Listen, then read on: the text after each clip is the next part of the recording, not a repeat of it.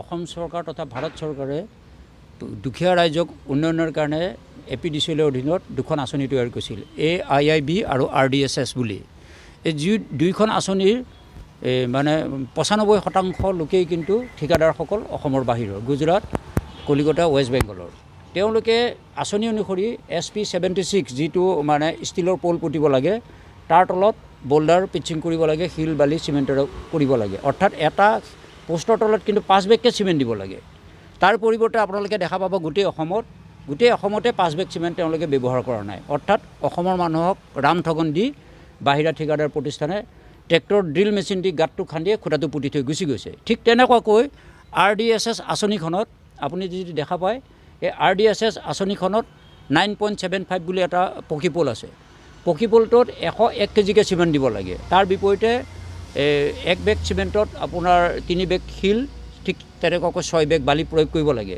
কিন্তু আপুনি অসমত দেখা পাব তেওঁলোকে তাৎক্ষণিকভাৱে হাজিৰা পইচাটো লাভ কৰিবৰ কাৰণে খুঁটাটোৰ তলত এখন পকী প্লেটো দিব লাগে। 450 mm 75 mm ডাঠ এখন পকী প্লেট দিব লাগে, যাৰ কাৰণে ধুমুহা বৰষুণত যাতে খুঁটাটো তললৈ সোমাই নাযায়। এই গোটেই পদ্ধতিটো ড্ৰয়িং প্লেন এষ্টিমেটতহে কাগজত থাকিল। কিন্তু অসমত বাহিৰা যি ঠিকাদাৰ প্ৰতিষ্ঠানে গোটেই জিলাসমূহত এই খুঁটাসমূহ পুতিছে, কোনো এটা খুঁটাৰ তলত পকী প্লেটখন নিদিলে, লগতে কোনো এটা খুঁটাৰ তলত চিমেণ্ট শিল বালিৰে বোল্ডাৰ পিচিং নকৰিলে। এই বিষয়ে মই ভাৰতৰ মাননীয় প্ৰধানমন্ত্ৰী নৰেন্দ্ৰ মোদী ডাঙৰীয়াক মই অৱগত কৰিছোঁ।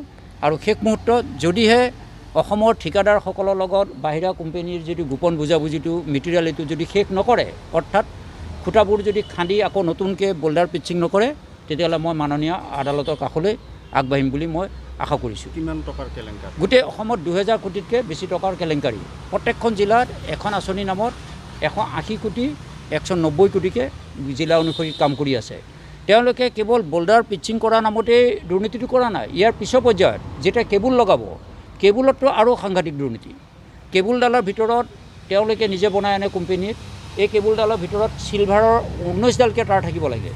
অৰ্থাৎ এডাল কেবুলৰ ভিতৰত 19ডালকৈ তাঁৰ থাকিব লাগে, পাৰ মিটাৰ 350 টকাকৈ।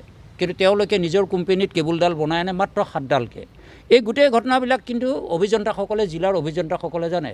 এতিয়া কেনেকৈ অভিযন্তাসকলে জনা কথাটোতকৈ আমিতো নিশ্চয় কম কথা জানো। আমি যেতিয়া বুজি পাইছোঁ যে তেওঁলোকে বোল্ডাৰ পিচিং কৰা নাই, তেতিয়াহ'লে অভিযন্তাসকলক ঠিকাদাৰে যে পকেটত সোমোৱাই থৈছে এইটো কিন্তু প্ৰমাণ হৈছে। এটা পোষ্টত কিমান টকা খৰচ হ'ব লাগে? আপুনি চাওক, এটা পোষ্টত যদি শিল বালি বোল্ডাৰ চাবলৈ যায়, এটা পকী খুঁটাত 4,500 পৰা 5,000 টকাকৈ এটা পোষ্টতে পুতিব লাগে।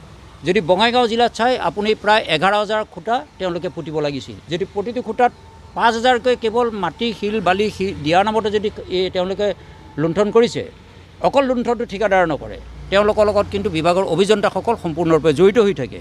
গতিকে তেওঁলোকৰ লগত যে অভিযন্তাসকলে পকেটত সোমোৱাই এই কামটো কৰিছে, গতিকে মই জিলাৰ উপায়ুক্তসকলক প্ৰথমতে অনুৰোধ কৰিম।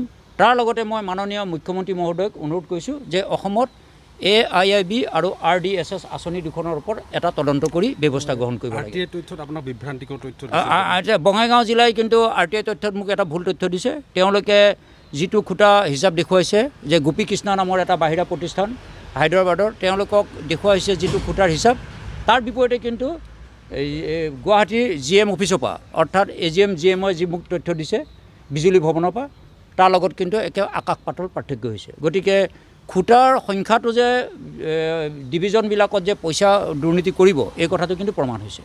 বঙাইগাঁৱত কিমান দুৰ্নীতি হ'ব? বঙাইগাঁৱত আপুনি যদি চাই প্ৰায় 11,000তকৈ বেছি খুঁটা তেওঁলোকে পুতিব লাগে। প্ৰতিটো খুঁটাত আমি গড়ে যদি 6,000 7,000কৈ ধৰোঁ, তেতিয়াহ'লে অসমৰ ৰাইজে বুজি পাব যে বঙাইগাঁও জিলাতে কিমান কোটি টকাৰ দুৰ্নীতি কৰিব। তেওঁলোকে আৰু এটা কথা, গোটেই অসমত কিন্তু তেওঁলোকে বন বিভাগৰ পৰা শিল বালি ক্ৰয় কৰিলে নে নাই মই তথ্য বিচাৰিলোঁ। অতি লজ্জাৰ বিষয়, তেওঁলোকে যদিও শিল বালি কিনিছোঁ বুলি কয়, কিন্তু বন বিভাগে কৈছে যে আমাৰ হাতত কিন্তু তেওঁলোকে ক্ৰয় কৰা কোনো টিপি চালান নাই। বিজেপি চৰকাৰৰ দিনত শিল বালি আপুনি কেতিয়াও টিপি চালান নোহোৱাকৈ কোনেও কিনিব নোৱাৰে। তেনে ক্ষেত্ৰত বাহিৰা ঠিকাদাৰ প্ৰতিষ্ঠানে যে শিল বালি কিনা নাই, এই কথাটো কিন্তু বন বিভাগৰ নথিপত্ৰত প্ৰমাণ হৈছে। তাৰপিছতো তেওঁলোকে যদি অভিযন্তাসকলে ধন মুকলি কৰি দিয়ে, তেতিয়াহ'লে ৰাইজে বুজিবলৈ বাকী নাথাকিব যে অভিযন্তাসকল ঠিকাদাৰৰ পকেটত সোমাই আছে বুলি। মুখ্যমন্ত্ৰীটো দৃষ্টিগোচৰ হৈছে। মুখ্যমন্ত্ৰীক মই দৃষ্টিগোচৰ কৰিছোঁ, লগতে কেন্দ্ৰীয় শক্তিমন্ত্ৰীকো দৃষ্টিগোচৰ কৰিছোঁ, লগতে অসমৰ মন্ত্ৰীকো মই এই বিষয়ে লিখিত অভিযোগ দাখিল কৰিছোঁ। আৰু প্ৰধানমন্ত্ৰীক মই জনাইছোঁ, যদি প্ৰধানমন্ত্ৰী মহোদয়ৰ কাৰ্যালয়ৰ পৰা যদি কোনো আমি এই বিষয়ে তদন্ত কৰা ব্যৱস্থা গ্ৰহণ নকৰে তেতিয়াহ'লে মই মাননীয় আদালতৰ কাষ চাপিবলৈ মই বাধ্য হ'ম